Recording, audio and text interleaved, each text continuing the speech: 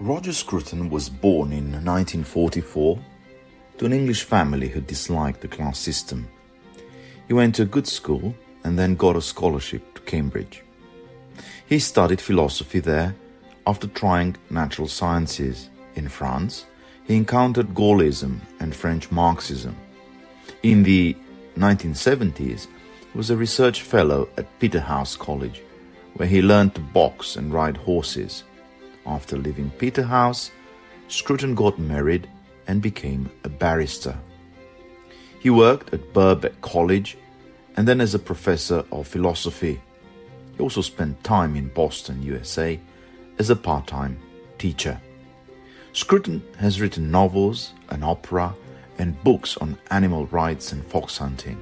He edited the Salisbury Review and has created a unique type of conservatism in Britain. His work connects various European and Anglo-American thinkers and defends high culture. In his first book, Art and Imagination, Scruton was less polemical, but he later criticized French authors such as Derrida and Foucault. Scruton disliked semiology, semiotics, and structuralism for lacking scientific authority. He disagreed with deconstructionists' attempts to change the relationship between readers and figurative language. He also had negative views on Lacan, Laing, and their ideas about the family, insanity, and revolution. In his book Thinkers of the Left, Scruton took an aggressive stance that offended those who wanted universities to promote political correctness.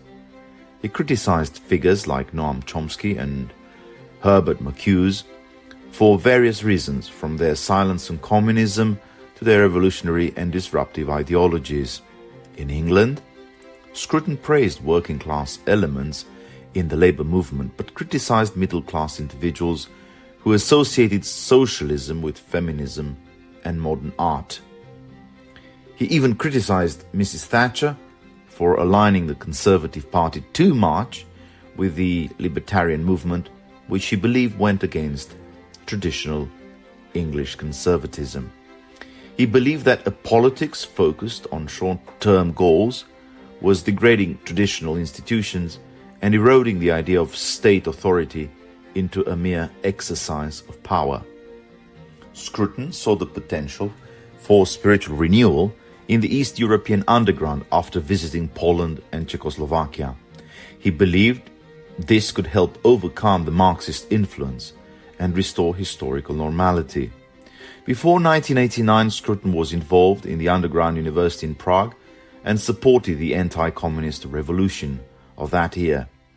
Scruton believed modern societies were alienated due to mechanization, consumerism, and the impact of mass communication.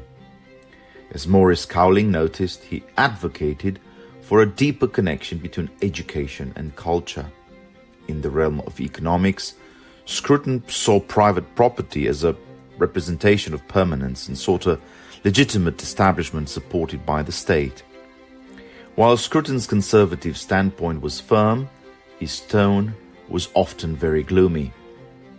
He acknowledged the destruction of innocence through self-consciousness and any type of noisy social activism. Scruton believed that all modern political creeds, including liberalism, radicalism, and socialism, are based on myths and appeals that cannot be defended when examined closely. He saw political ideologies as navigating the sea of public discourse, but landing on a desert shore of doubt and deception.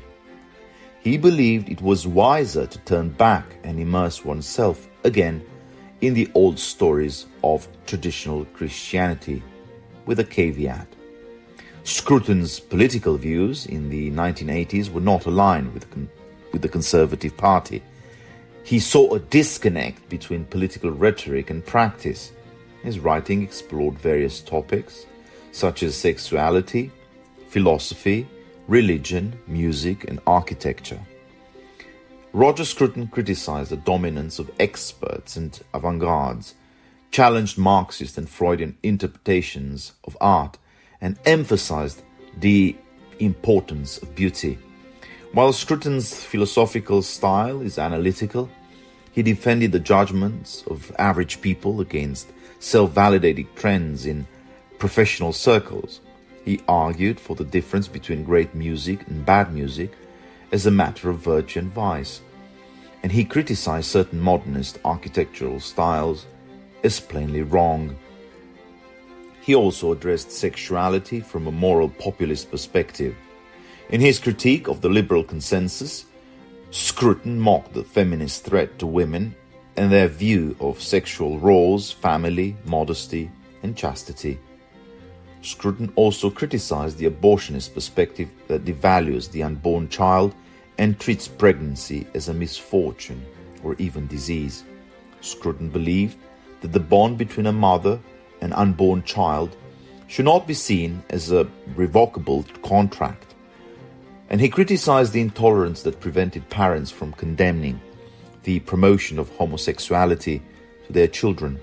He cautiously supported the revulsion against homosexual unions, which he saw as a step towards desanctifying the body.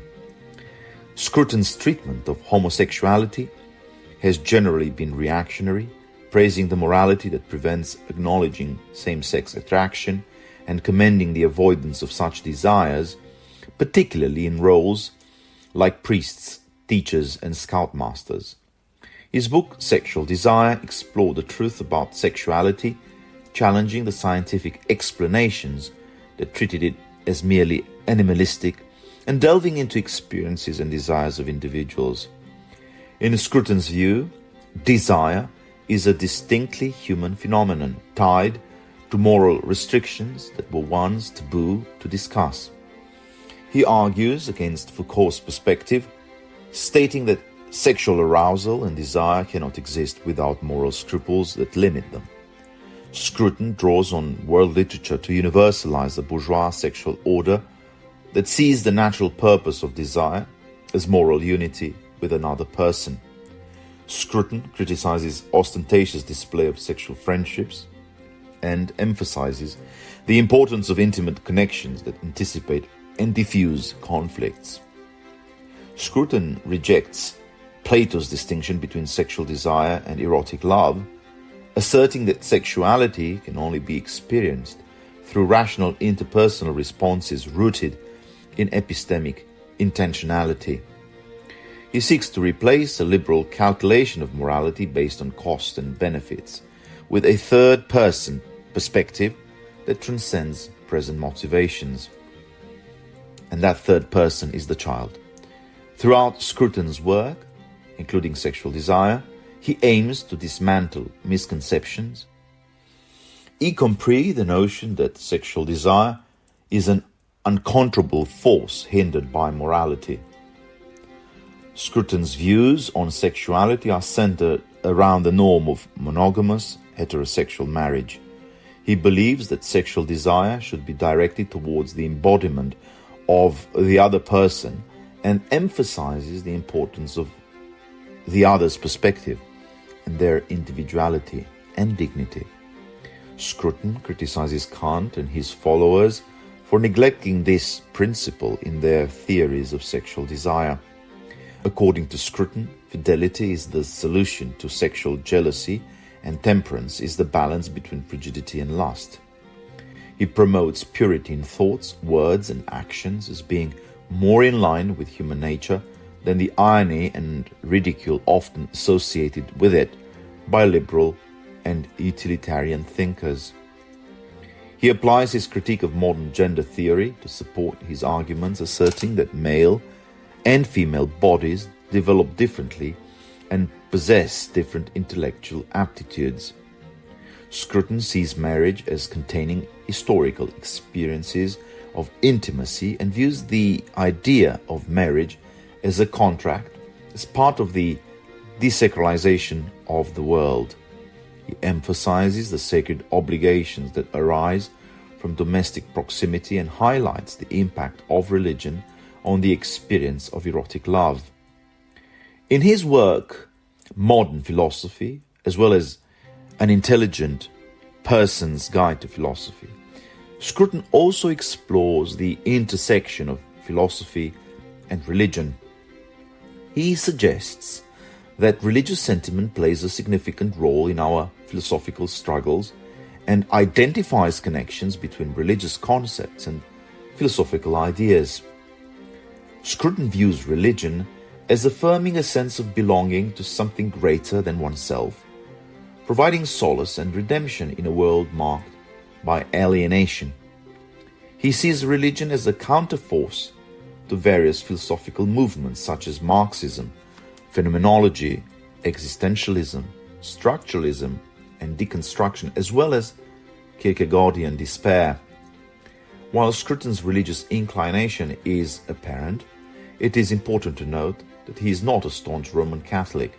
On the contrary, he was confirmed into the Church of England without his parents' knowledge, and he critiques both the present condition of the Church of England and certain aspects of Protestantism. Scruton appreciates St. Augustine's perspective on sex, praises the Catholic emphasis on procreation, and expresses disdain for Spinoza's attempt to salvage theology by sacrificing its purpose, to quote Maurice Cowling again. Scruton recognizes the need to move beyond atheism and disbelief without holding onto traditional religious beliefs necessarily. He believes that Christianity's plausibility has been diminished by the Enlightenment, but he sees potential in high culture as a successor to religion, albeit with Christian residues. In his book An Intelligent Person's Guide to Modern Culture, Scruton explores the concept of culture, tracing its origins to Herder's invention in the 18th century. He defines common culture as the shared spiritual force that gives identity to a tribe, people, or nation, and high culture as a universal form of expertise belonging to the educated elite. Scruton aims to restore the connection between high culture and the deteriorated state of Europe's common culture. Scruton argues that in a society where belief in gods has waned, individuals should neither pretend to experience higher emotions nor succumb to anarchic individualism. He suggests enduring inner tension and following a secular path towards an ethical life within the complexities of modern culture. Scruton, however, does not propose a return to pre-modern type of Christianity per se. Instead, he believes religion should learn from both the Enlightenment and the rebellion against it. He suggests that high culture, and even a common culture influenced by it, should fulfill the role once played by Christianity in reuniting the self with its rightful congregation and teaching individuals to live as if their lives have eternal significance. Scruton, who visited Bucharest and knew something about the Eastern Orthodox tradition as well, acknowledges the challenge of the fading availability of the sacred, the decline of Christian faith, and the increasing dominance of aesthetics over religion in education and experience. He expresses nostalgia for the loss of natural piety and the anxieties that come with technological mastery over nature. He distinguishes between the means provided by technology and the deeper ends that require a renewed understanding of the sacred. Scruton greatly admires the likes of Mozart, Goethe, Schiller, Blake, and Rousseau for their ability to rediscover an ethical vision within the Enlightenment and contribute to the most vibrant period of European culture. However, he finds his true affinity with figures like Wagner, Manet, Baudelaire, and T.S. Eliot, who cynically imply that in the modern commercial mindset, even sacred things are up for sale. In the modern world, Scruton brings a sense of pessimism reminiscent of Spengler. He condemns what he calls the culture of repudiation, evident in the replacement of genuine criticism with abstract theory, as well as in the intellectual tendencies he critiques through the works of Foucault and Derrida. Scruton reserves even harsher judgment for youth culture and popular music, blaming modern parents for their inability to connect with their children and pointing out the cynicism, sentimentality, and self-centered subjectivity that hinder a genuine emotional redemption in the modern era. In July 2019, Scruton was diagnosed with cancer and underwent treatment including chemotherapy. Sadly, he passed away on January 12, 2020, at the age of 75. Renowned author Maria Vargas Llosa described Scruton as one of the most knowledgeable individuals he had ever met, with expertise spanning music, literature, archaeology, philosophy, and more.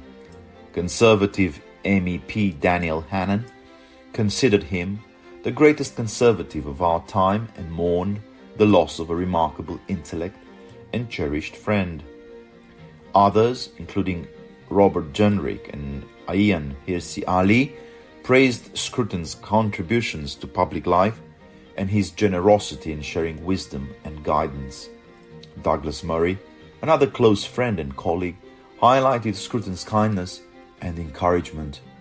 While some critics offered opposing views, Michael Schindler acknowledged Scruton as a defender of the artistic tradition, unwavering in the face of modernity's aesthetic upheaval. Scruton's funeral took place on January 24th, 2020 at Malmesbury Abbey. A ceremony was attended by peers, conservative politicians, and Hungarian Prime Minister Viktor Orban. Following the service, Scruton was laid to rest in the Abbey's churchyard.